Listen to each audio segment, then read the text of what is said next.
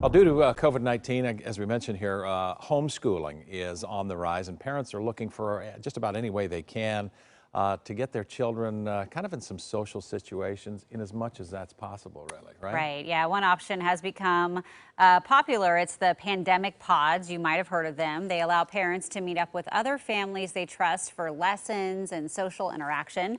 Well, joining us live this morning to talk about this new concept is author Ann Crossman, also the CEO of homeschoolexpert.com. Good morning, Ann.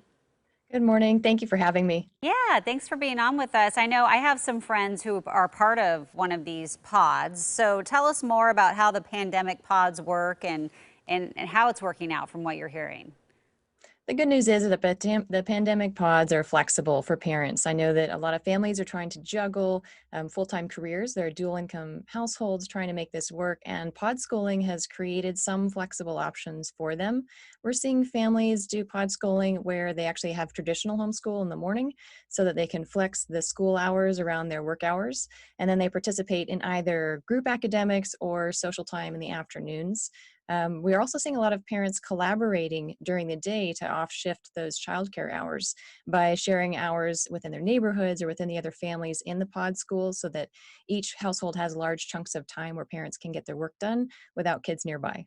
All right, let me get this clear now. So these pods, right? What you get together with groups of people you know, and you just say, look, we're just going to socialize with each other. We're not going to go outside of our pod so as not to endanger the group here. You kind of just hunker down as a sort of a group of neighbors or your kids' friends or what exactly?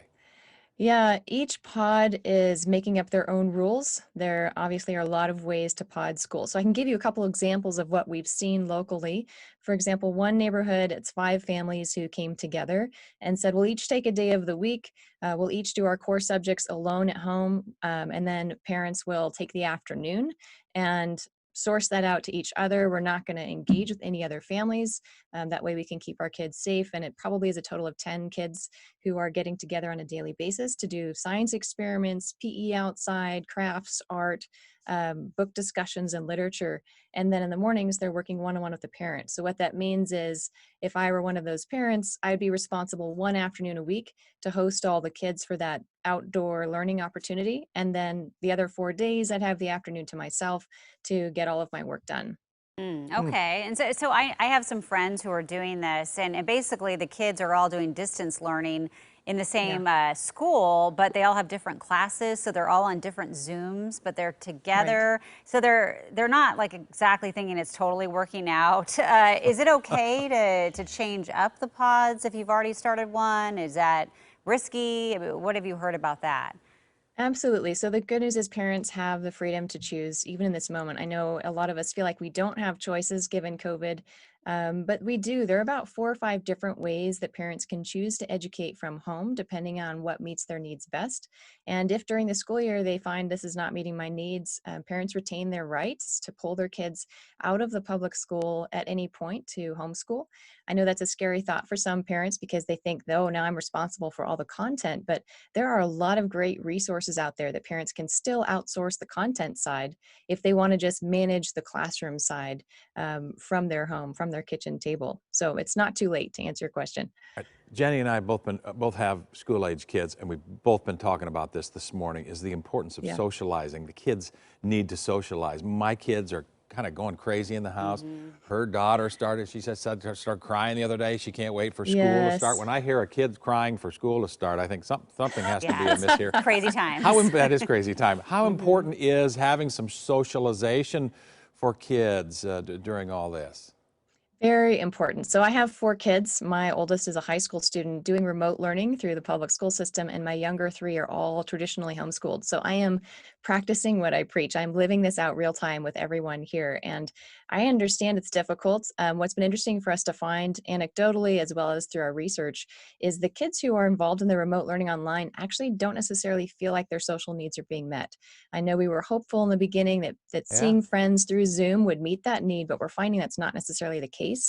And so for the students who are traditional homeschooling or pod schooling, they then have the flexibility of saving up their screen hours for something that might be more socially engaging. So we've seen some kids sign up for improv classes online. So now they are actually able to play and talk with friends.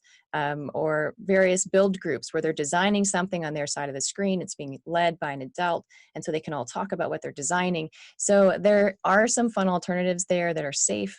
We see teenagers getting together to have book clubs. So again, they're talking to each other as opposed to just listening to instruction on screen. So Oh, it's hard. It's not ideal, but you're right. We do need to find creative ways to socialize and to flex school around that need. the biggest socialization thing that my 9-year-old does is get on his Xbox with his little headset on, Yeah. talks with every little buddy that he has, and they seem like they've never missed a beat Yeah. with Xbox. I never Well, thought I'd be that's- boasting Yep. about that. Well, But you gotta boast where you can, yes. And what's the name of your new book? Homeschool like an expert. Oh, And I should emphasize it's for families who are remote learning from home. We actually wrote it and developed all of this to help you as well. So no matter what learning style you're choosing, there are all sorts of important resources in there about how to create goals for your students and accountability structure, flexible routines so that you get a little more sanity in your home this year. okay. All right, Anne, thank you so much. And of course, to check out her upcoming book plus other homeschool tips, we'll put all of that on coin.com.